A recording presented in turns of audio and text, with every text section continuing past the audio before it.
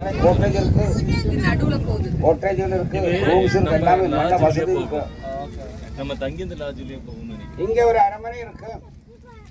சுமார் 260 வருஷம் முந்தி வெள்ளக்காரங்க வச்ச அரண்மனை. நமக்கு சுதந்திரம் கிடைத்து வெள்ளக்காரங்க இந்திய விட்டு போயிட்டாரு. இப்ப வெள்ளக்காரங்க இல்லை. இந்த அரண்மனை வந்து நம்ம அரசாங்கம் கையில இருக்கு. அரசாங்கம் இதை ஒரு 3 ஸ்டார் ஹோட்டலா மாற்று. இதுதான் வெள்ளக்காரங்க வச்ச அரண்மனை. வெளியிருந்து பார்த்தா சின்ன மாதிரி உள்ள ஏரியா தானே, பேக்ல இருக்கு, நல்ல வசதியான. நிறைய பிலிம் ஷூட்டிங் நடந்தாலும்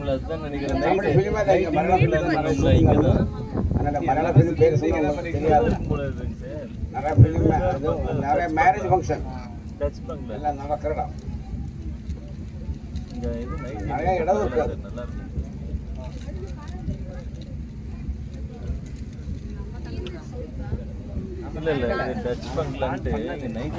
சார் இവിടൊക്കെ വന്നിരിക്കാം. ഈ പെട്ടിയുടെ മേലെ ഉட்காரலாம். ഹലോ, இங்க பெட்டிக்கு மேலே உட்காருங்க. சேர மாட்டி 3-4 பேருக்கு உட்காரலாம். நல்ல பார்வை கிடைக்கும்பா.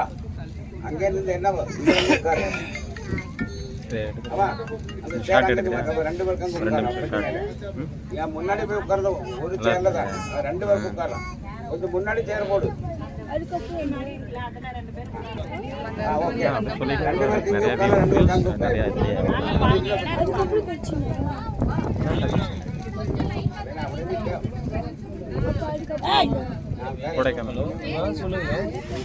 பேருக்கு அங்கே சொல்லுங்க.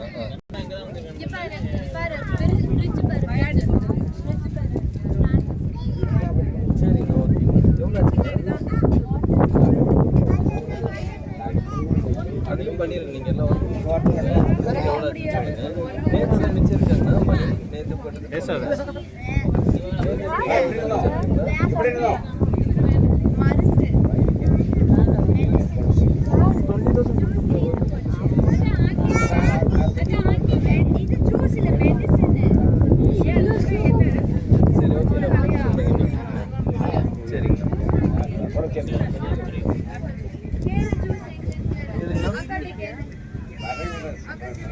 நீங்க எல்லாத்தையும் பண்ணி விட்டுருங்கண்ணா.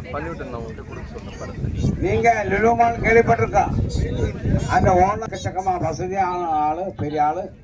அந்த ஆளு ஏழைகளுக்காக ஒரு சின்ன ஹோட்டல் கட்டி, பேரு வந்து ஹயாத். அது ஏழைகளுக்காக கட்டிய ஹோட்டல். 10 மாடி பில்டிங் இருக்கு. ஏழைகளுக்காக கட்டிய ஹோட்டல். அங்க ரூம் ரொம்ப கம்மி, ரொம்ப சீப்பு. ஒரு சின்ன ரூம், சிங்கிள் ரூமுக்கு ஒரு நாளைக்கு வெறும் 30,000. அவ்வளவுதான், ரொம்ப சீப்.